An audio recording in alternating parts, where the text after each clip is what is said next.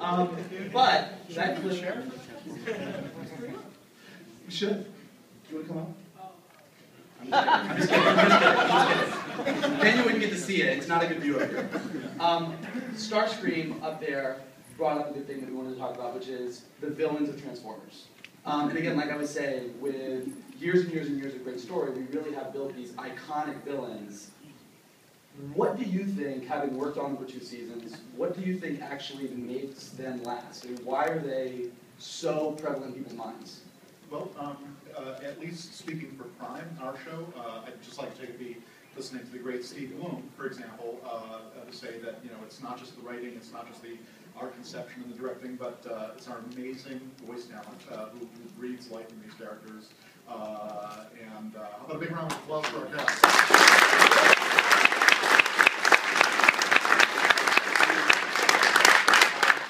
I hope that these are versions of these characters that will last for generations to come. I just love them. I think one thing that's really enduring about them is it's because of the nature of the brand and the nature of the villains being the Decepticons. As a team, it's not just about standalone villains, it's how they all relate to each other as their own sort of deranged, damaged little family. At least for me, that's sort of the most fun. That's somewhat familiar to you. True. Yeah. Yeah. And what do you guys, I mean, Andy, you guys, open to you guys, because you guys have been working on the brand and you guys kind of work on the other side of it. What about these villains is so lasting, and how do different iterations line up with each other? Well, one of the things about having a rogues gallery, where I come from, that's what we call this, is that they each have a unique point of view, and as they grow from one iteration to another, it's fascinating to me to see and with the team cultivate those unique aspects for each of those villains and make them more and more villainous as they go along. And I think Transformers Prime is a great example of that. Like, I feel like we have the best refined version of Megatron, the most refined version of Starscream that we've ever had. And it's exciting to work on this stuff and see where it's all going, and know that it's going to go into new places, and there's going to be new discoveries of these characters coming up. There's a whole bunch of stuff that I'm not allowed to tell you about, but trust me, it's awesome. So keep watching. Very good. And we have a little villain reel that we wanted to show you guys as we lead up to talking about some of the new stuff that we can talk about.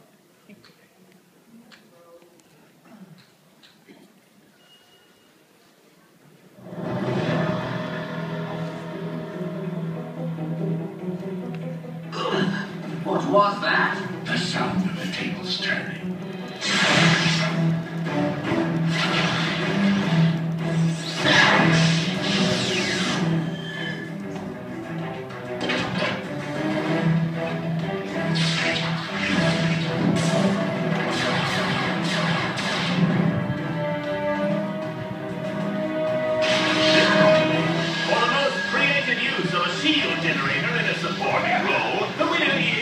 Knockout!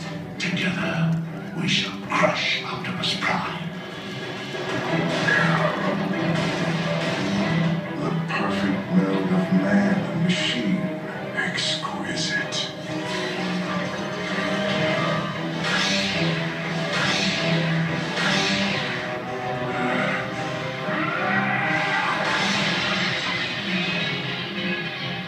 Run, Optimus. Run! I now possess the power to tear this world apart! So, with villains like that, and going into season 3 after like saving the world 1,000 times and everything they've done, these guys had a big challenge, which is how do you top that? And so what we're here to talk about a little bit today is how they plan to top it. So, would you like to show the clip and then talk about it, or would you like to talk about it and then show the clip? Show the clip. Show the clip. I think I know.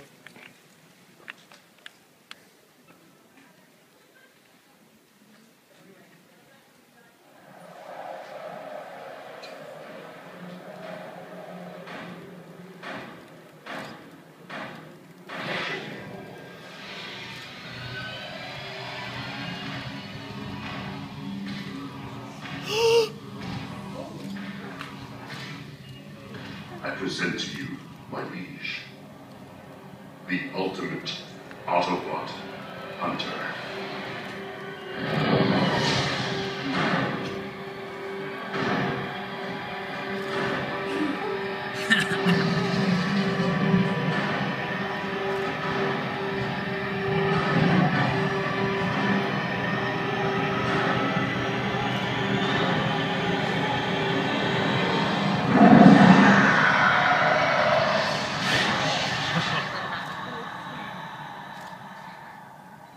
So when they go big, they go really big.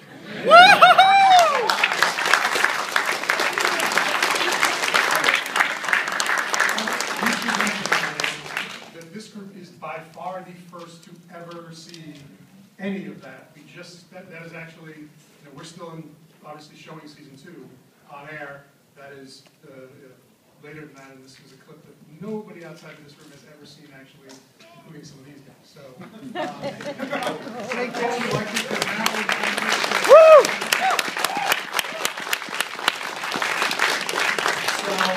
of the big things we did want to talk about today is Beast Hunters, which is sort of the overall theme of our 3rd season, as well as for the entire brand. So we're going to show some cool stuff, but really quickly wanted to talk a little bit about the story, or what we could tell you about it without giving anything major away. We have a big new bad guy coming in, and we wanted to go Beast. We didn't want to do Beast Machines, Beast Wars. We wanted to do something in our own prime way. But those are beloved shows. We wanted to bring more animals into it. So, do you want to give a little tease on how these types of beasts fit into the Prime universe? Sure, would love to. This is our beasts for Prime are the Predacons. And in our conception, the Predacons are basically Cybertron's version of dinosaurs. So they were Cybertron's first ancient race who were destroyed in a great cataclysm. And in our series, we'll be seeing them, we'll be bringing them into our show in a way that I can't tell you because that would be giving too much away. You'll have to watch. and if you guys have paid attention in these first 2 seasons, you know that quite often what happens on Cybertron has some sort of parallel on Earth. Earth and Cybertron are related to each other in ways that continue to surprise, hopefully. So the Predacons, in addition to being Cybertronian, there may have been a past on Mars. Oh my God, we revealed so much. So I'm going to get down before we reveal too much, but I'm going to let these guys talk now, because the really fun part about working at Hasbro Studios is when you make an awesome TV show, there's a bunch of people that also make awesome toys, and they're all in my office. So. Thanks, Mike.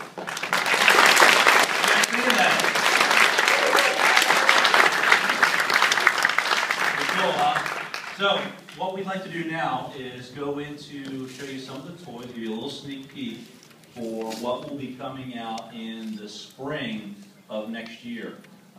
So Clint Chapman is going to take you through, and he's going to take you through some of the cool toys. You were the first people to see any of these toys ever. So, and that clip was amazing. So, and like Jeff said, that was the first time I saw that full clip. So I was blown away. So.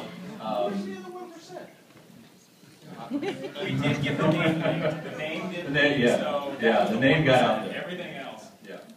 So we're doing pretty good. So, Clint, take it away. All right. Well, we also saw that Predacon. How's everybody doing? Yeah! Are we ready to see some toys?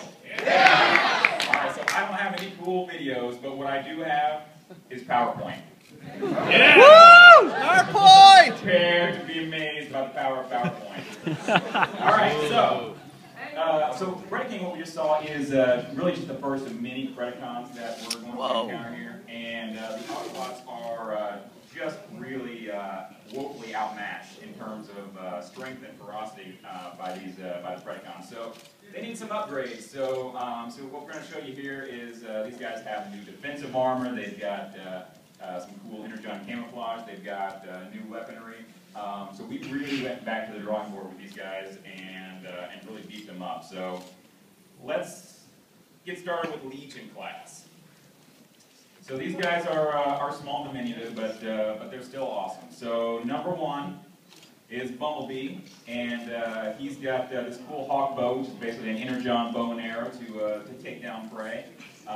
We beefed him up with some shoulder cannons and a cool armor upgrade. You can see there it's got a little bit of a profile change, new helmet, looks really awesome. Yeah. Number 2, smokescreen, and this guy knows how to go into battle. He has a chainsaw and a gun in one. And a nice subtle paint scheme so he can blend in. Doesn't want to cause a lot of attention. Arachnid, so she's got her the Nova Stinger bow and also a tri-blade propeller saw, so you really don't want to tangle her. And this really cool silver chopper mode. When you see the chopper, it's awesome. So we're really excited to see that one come out. One of the best parts of our job is actually naming the weapon. So if you look at the Nova Stinger, it's love it. And now for our very first Predacon, Twin Strike. So this guy's awesome. He's got 2 heads, and he's also got a mean handshake. You notice that dragon heads become his arms, his hands. You do not want to arm wrestle this guy. And he also comes with this awesome piston hammer, which becomes a piston cannon. Can you ask for anything more?